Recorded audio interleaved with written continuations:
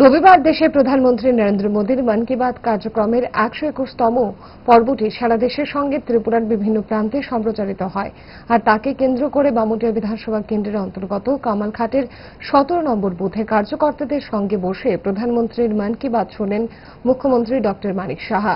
এই কার্যক্রমের শুরুতেই কাশ্মীরের পহেলগ্রামে জঙ্গি আক্রমণে নৃশংসভাবে নিহত নাগরিকদের স্মৃতির প্রতি শ্রদ্ধাঞ্জলি জ্ঞাপন করেন।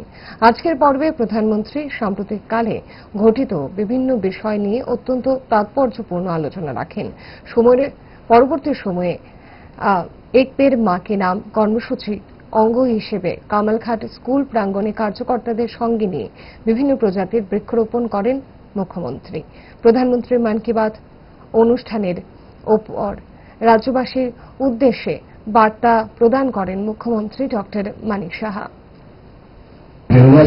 মাননীয় প্রধানমন্ত্রী কি কি বিষয় নিয়ে আলোচনা করবেন।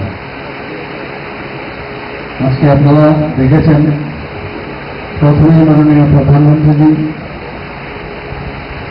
যে পেহেলগাঁও কাশ্মীরে যে নৃশংসভাবে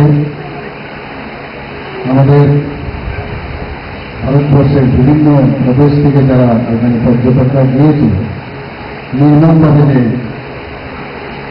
যে আতঙ্কবাদীরা হত্যা করেছে এবং তাদের প্রতি যে তাদের ফ্যামিলি কুটুম্বের